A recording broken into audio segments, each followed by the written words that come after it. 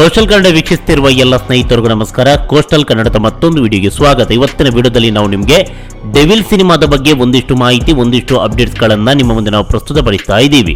Devil cinema ಎಲ್ಲ ಅಂದುಕೊಂಡಂತೆ ನಡೀತಾ ಇದ್ರೆ ಈಗಾಗಲೇ ಈ ಸಿನಿಮಾ ರಿಲೀಸ್ ಆಗಿ ಹೊಸ ದಾಖಲೆಯನ್ನು ಬರೀತಾ ಇತ್ತು. ಇರ್ಲಿ, ಈ ವಿಚಾರವನ್ನ ಪಕ್ಕಕ್ಕಿಡೋಣ.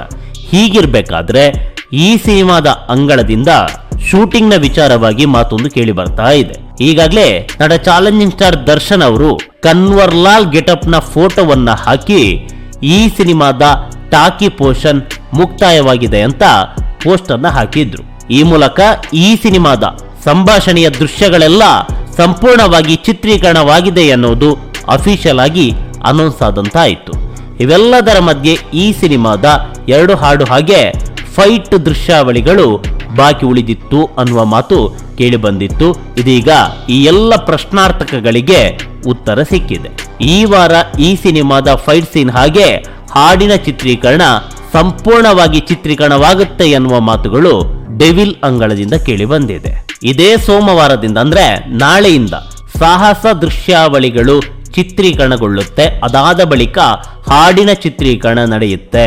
ಉಳಿದಿರುವ ಮತ್ತೊಂದು ಹಾಡನ್ನ ವಿದೇಶದಲ್ಲಿ ಚಿತ್ರೀಕರಿಸುವುದಕ್ಕೆ ಪ್ಲಾನ್ ಕೂಡ ಸಿದ್ಧತೆಯಾಗಿದೆ. ಈ ಒಂದು ಪ್ಲಾನ್ನ ಮೇರೆಗೆ ಈ ಸಿನಿಮಾದ ಹಾಡನ್ನ ವಿದೇಶದಲ್ಲಿ ಚಿತ್ರೀಕರಣ ಮಾಡೋದಕ್ಕೆ ಚಿತ್ರತಂಡ ಮುಂದಾಗಿದೆ. ಈಗಾಗಲೇ ದರ್ಶನ್ ಅವರಿಗೆ ವಿದೇಶಕ್ಕೆ ಪ್ರಯಾಣವನ್ನ ಬೆಳೆಸಬಹುದು ಅಂತ ನ್ಯಾಯಾಲಯ ಅನುಮತಿ ನೀಡಿದೆ. ಹೀಗಾಗಿ ಈ ಒಂದು ಹಾಡಿನ ಚಿತ್ರೀಕರಣಕ್ಕಾಗಿ ಯುರೋಪ್ ದೇಶಗಳಿಗೆ ತೆರಳೋದಕ್ಕೆ ಚಿತ್ರತಂಡ ಸಿದ್ಧತೆಯನ್ನು ನಡೆಸಿದೆ ಅಂತ ಹೇಳಲಾಗ್ತಾ ಇದೆ.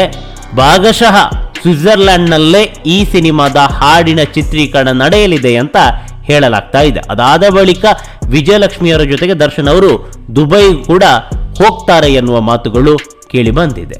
ಒಟ್ಟಿನಲ್ಲಿ ಈ ಸಿನಿಮಾದ ಟಾಕಿ ಪೋರ್ಷನ್ ಎಲ್ಲ ಕಂಪ್ಲೀಟ್ ಆಗಿದೆ. ಒಂದು ಕಡೆಯಲ್ಲಿ ಡಬ್ಬಿಂಗ್ ಕೆಲಸ ಕೂಡ ನಡೀತಾ ಇದೆ. ಮತ್ತೊಂದು ಕಡೆಯಲ್ಲಿ ಈ ಸಿನಿಮಾದ 2 ಹಾಡು ಹಾಗೆ ಸಾಹಸಮಯ ದೃಶ್ಯಾವಳಿಗಳು ಮಾತ್ರ ಚಿತ್ರೀಕರಣಕ್ಕೆ ಬಾಕಿ. ಹೀಗಿರ್ಬೇಕಾದ್ರೆ ಈ ಪೈಕಿ ಒಂದು ಹಾಡು ಇದೇ ವಾರ ಶೂಟಿಂಗ್ ಆಗುತ್ತೆ. ಇದರ ಜೊತೆಗೆ ಫೈಟ್ ಸೀನ್ ಕೂಡ ಇದೇ ವಾರ ಮುಕ್ತಾಯವಾಗುತ್ತೆ. ಮಿಕ್ಕುಳಿದ ಒಂದು ಹಾಡಿನ ಚಿತ್ರೀಕರಣಕ್ಕಾಗಿ ಮುಂದಿನ ತಿಂಗಳ ಮೊದಲ ವಾರದಲ್ಲೇ ವಿದೇಶಕ್ಕೆ ಪ್ರಯಾಣವನ್ನ ದರ್ಶನ್ ಬೆಳೆಸಲಿದ್ದಾರೆ. ಈ ಪ್ರಯಾಣದಲ್ಲಿ ದರ್ಶನ್ ಅವರ ಜೊತೆಗೆ ಅವರ ಪತ್ನಿ ವಿಜಯಲಕ್ಷ್ಮಿ ಅವರು ಕೂಡ ಇರಲಿದ್ದಾರೆ ಎನ್ನುವ ಮಾತುಗಳು ಕೇಳಿ ಬರ್ತಾ ಇದೆ. ಇದಾದ ಬಳಿಕ ಚಾಲೆಂಜಿಂಗ್ ಸ್ಟಾರ್ ದರ್ಶನ್ ಅವರು ಪತ್ನಿಯ ಜೊತೆಗೆ ದುಬೈಗೆ ಪ್ರಯಾಣವನ್ನ ಬೆಳೆಸಲಿದ್ದಾರೆ ಎನ್ನುವ ಮಾತು. ಒಟ್ಟಿನಲ್ಲಿ ಈ ಸಿನಿಮಾ ಇದೇ ವರ್ಷ ತೆರೆಗೆ ಅಪ್ಪಳಿಸೋದಂತೂ ಪಕ್ಕ.